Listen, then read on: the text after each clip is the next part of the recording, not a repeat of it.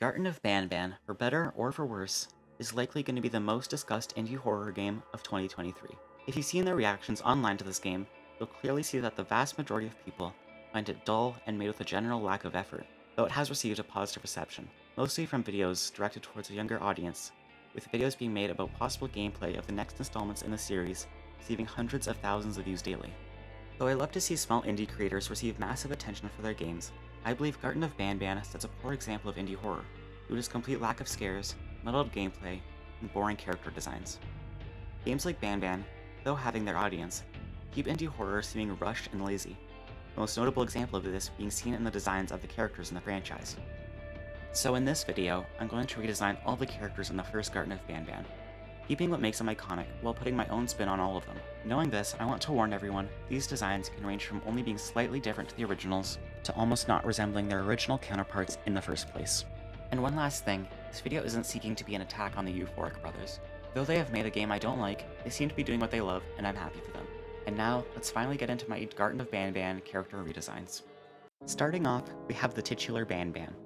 With this character design, I sought to make him feel cute and cuddly, aligning with the kindergarten setting of the game. I also dressed him up, feeling that the original design for Banban felt naked aside from his two party hats. Due to him being a school principal, I chose a professional outfit for him that also felt cartoony, with his plain pants and shirt paired with his vest and gloves. Due to them being arguably the most iconic part of his design, I had to give Banban his party hats, though I subdued the color intensity here to better fit the design. I chose complementary colors for Banban's design, though there are some exceptions, like the brown pants. And aside from clothes, I made Banban feel a lot more cuddly, with his rounded cheeks and newly added nose. While the original Banban looked to be designed as a devil, my version is far more of a woodland creature. I personally prefer my iteration of Banban, due to his design fitting with a kindergarten and feeling far more populated than the bare, pure red design of the original. And now that we've talked about Banban, I feel it's only right to talk about his presumed partner and schoolteacher, Bandablena. Due to their similarities in the original game, I kept the same head and body shape for Bandablena. Unlike Banban's jovial attitude, I wanted Bandablena to seem more like a stern schoolteacher. To represent this, I decided to give her a stereotypical schoolteacher's outfit. Her design is far simpler than Banban, essentially being a paler Banban with a long-sleeved shirt and a dress. But I believe that unlike the original game, the simplicity works here, helping Bandablena feel like an actual teacher instead of a naked monster. For Bandablena, there isn't much to say about her design that hasn't already been discussed with Banban, so I'll give you a couple more seconds with her, and then we'll move on. And now, we get to the first truly iconic character from the first Garten of Banban, Jumbo Josh. The difficulty in redesigning Jumbo Josh is that he doesn't really have much to go off of other than being Jumbo. Whereas some other redesigns based Jumbo Josh off of the motto of eating healthy, I wanted to emphasize the brute force of Jumbo Josh. Because of this, I turned him into a stereotypical boxer, with a fairly small uniform and two big boxing gloves. To add some variety to his design and to reinforce the boxer theme, I gave him a black eye on the side of his face. For colors, I went with a plain red, green, and blue color scheme, softening all of them to be less harsh on the eyes. In this design, I wanted to communicate that Jumbo Josh was a strong yet stupid character, the classic character archetype of being the muscle while lacking the brains. Jumbo Josh would realistically be the guy to accidentally crash an elevator onto himself while trying to catch the player. This could even help gameplay-wise, with Jumbo Josh receiving more injuries as the series progresses. Looking back at this guy, there's one thing that I don't like about this redesign, and that being the fact that I made his boxing gloves way too small. But other than that, I'm happy with how this reimagination of Jumbo Josh turned out. Now halfway to the end, let's delve into the more drastic redesigns. Still keeping the basic color scheme and sticking sort of closely to being a jellyfish, we have Stinger Flynn. Aside from the obvious changes, I designed this guy to look far younger than the original Stinger Flynn. I moved his face away from the bell of the jellyfish and down to his second head, which is not at all anatomically correct. I aimed to make him feel like a little kid wearing a hat that's too big, so I made the bell reach over the top of his eyes. I kept the same color scheme as the original, with simple oranges and a monogamous color scheme. With his simple design and cohesive body parts, putting different colors in there felt both forced and cluttered. This is the least drastic redesign in my opinion. Essentially, I just performed surgery and moved different body parts around. But still, I like it, and I'm happy with it. So now, we have the final two, and up next is the most drastic redesign of all.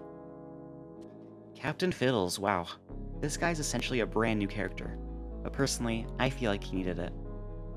The original design was just a small body with some eyes and big teeth. He definitely needed an upgrade.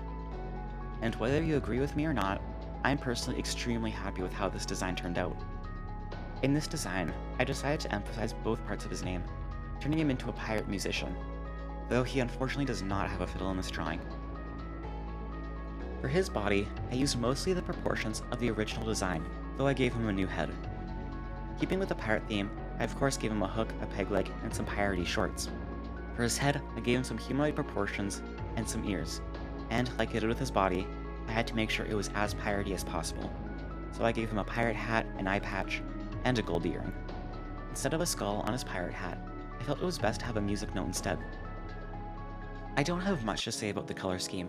I tried complementary colors, that looked wrong on this character, and then I tried monogamous colors, but that made his clothes feel like they were weird extensions of his flesh. In the end, I ended up choosing colors that just made him look nice. This redesign basically being a different character, I think I'm most attached to him, since he's the most original. I'm really happy with how he turned out. I feel like he's the kind of character I'd be obsessed with as a kid. But this design also works gameplay-wise. Knowing that there's a bunch of different variations of Captain Fiddles seen throughout the games, why not make him the crew of the ship? It would work to explain both why there are so many of them, and why they all look a bit different. But there's one last thing I need to mention with this character. That odd strap around his chest, and the weird claw thing on his shoulder. You might be asking what it is and why I put it onto his design. Well, I answer your question with another question. What's one of the most iconic parts of a pirate? His bird. Not to brag, but I had a moment of pure, unfiltered genius. I was designing Captain Fiddles, and I was thinking to myself, how can I properly redesign Opal? Since she's a bird, there isn't much I can do besides change what kind of bird she is, and make her more cuddly. Then it struck me.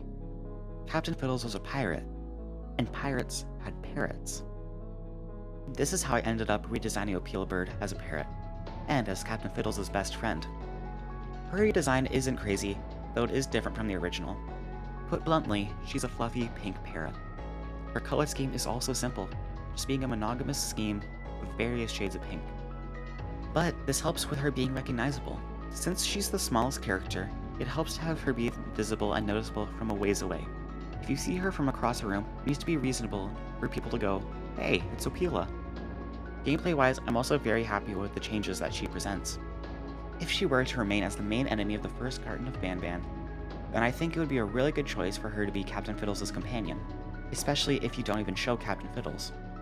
Because of this, once you escape Opal Bird in the game, your brain will naturally remember that she was just a sidekick, and that there are far worse things ahead. Though I played this design fairly safe, I'm still happy with how she turned out, and find it to be a fitting conclusion to my redesigns. Well, those are my redesigns. Since I've never done something like this before, there is going to be a lot of room for improvement. And I really hope that if I ever redesign Banban 2's characters, they'll be leagues better than what you saw here. Please let me know what you think of the designs, not because of any algorithm stuff, but because I'm going to college for digital arts and I could really use the feedback. But most of all, thanks for watching this video. I had a lot of fun redesigning these characters, and whether you hate them or not, I'm glad I got to show them. Thanks for watching, and hopefully I'll see you again soon.